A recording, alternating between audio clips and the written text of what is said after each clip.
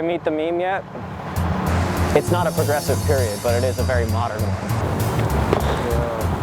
And what that legacy today is, I'll leave up to you guys. And that's the tricky part. You guys are phenomenal. You're the best. And we're still grappling with these issues politically. Hello. Hi. Not pushing a political agenda per se, but just trying to make things more sticky. I'm sorry, 18th century people don't smile. Then these things do matter. This is public history right here. The goal is to talk to people. Across the street from a pretty well-known bar. Apparently this is the only place in Boston where you can enjoy a cold Sam Adams while looking at cold Sam Adams. Version of to talk about hot button American issues without being political, without being partisan, but trying to, in the goal of public history, make them more complex. Today we chose a very light topic, and bear with it. Neither side of the political spectrum understands the Second Amendment in detail.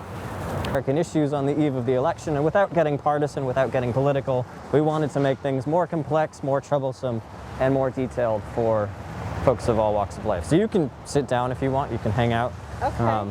The first thing that I have to break down, just because I had a guy who yelled at me, red coat, you know, white coat, blue coat, aha, I can play too, is that this is the uniform of a Boston militia company, the Boston Independent Corps of Cadets. And they are American soldiers. They're American soldiers who dress like British soldiers because we're all British. Yeah. That's the crazy piece. Yeah. So when we talk today about the Second Amendment, for instance, or any of these other things related to our national founding, we are talking about British things originally as Americans. Exactly, yeah. Yeah. So everyone in Massachusetts by law that is a male 16 to 60, with a couple key exemptions there, has to serve in the militia, so it's like jury duty. 60? Yes. You guys are exempt by gender. There are women who bear arms in the period, in defense of their homes, in defense of political ideology, but you're not required by law. Your husbands, however, you guys married? Or do you have men in your family? Uh-huh. Okay, yeah. So, we have men. yeah, excuse me. Sometimes I eat my foot pretty aggressively. No, but so any of those male relatives, unless you live in Florida, which isn't a state yet, or Vermont, which isn't a state yet, or Pennsylvania, which is Quaker and doesn't require this by law, you have to bear arms by law. If you don't have weapons, you can be fined, or if you don't have them, the town will give you one. And then on the top floor, historically, you had an armory. So you have racks of guns that are the city's property, and you as a citizen, if you're called to do militia service, which is essentially jury duty but with a gun, you can show up. If you don't have the equipment, you might get fined. If you do this repeatedly especially, you can get in trouble, you can go to jail even, or the town can give you a musket. Do you guys have any muskets? No. And historically, and this is the less pleasant part, there are sharp controls on race and who can serve in the militia. So people of color typically can't. There's a big debate around whether they should be allowed to have firearms. That is something that bears out in the Revolution when increasingly they are given the ability to serve. But it's just like jury duty in the sense that it is something you're expected to do as a citizen. You are called to serve. It is a collective privilege. Each colony is a little bit different. Like Virginia is settled around the same time as Massachusetts, but for very different reasons. But both colonies, despite their difference in who's settling them in, making money or just freedom, very different reasons. They both don't want to pay for the army to come protect them, and they know that they'll face attacks from other European groups and from potentially native peoples who are not all aligned politically, and there's no one unified native policy. So they decide that they're going to do what they've done in Britain and to have weapons either as a community or as individuals or both.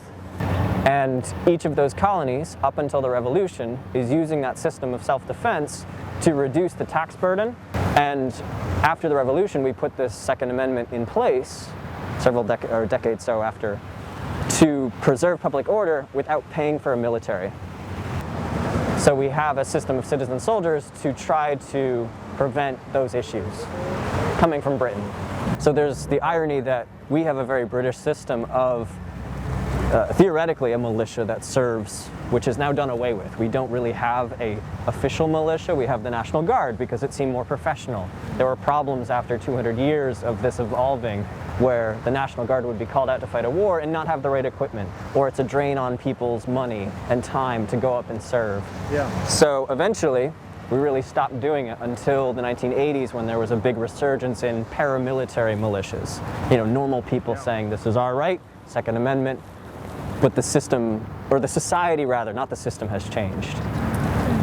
Gosh, it seems like it's just part of our, no wonder like we get a little like edgy about having our guns taken away. Yeah. Do you think women should have been included in the militia? If they wanted to. Okay. So you'd be keen to show up every Sunday? No, I wouldn't be, but I'd let my daughter. Okay, so you think it should be voluntary? Yeah. Okay, that's very important. And I think it's very topical, especially considering the Second Amendment has lasted so long. The meaning itself has changed. You know? Yeah. Do you think moms should have guns too? If I may. Yeah. Okay, why? So they can protect themselves. Okay. Because I'm afraid of guns, I got one. Because I mean, like nowadays, like where we live, it's like I hear things about people having them all the time. And like, To be in a militia. There's mandatory militia? Yes, it's like jury duty. More interactive, slightly more boring. So how would I be received if I showed up in Indiana like this? Actually, pretty well. Chain of British heritage, of a militia system, of civic service, of self-defense, in a radically different society. And I'm not telling you what to do with that. I'm not telling you how to vote.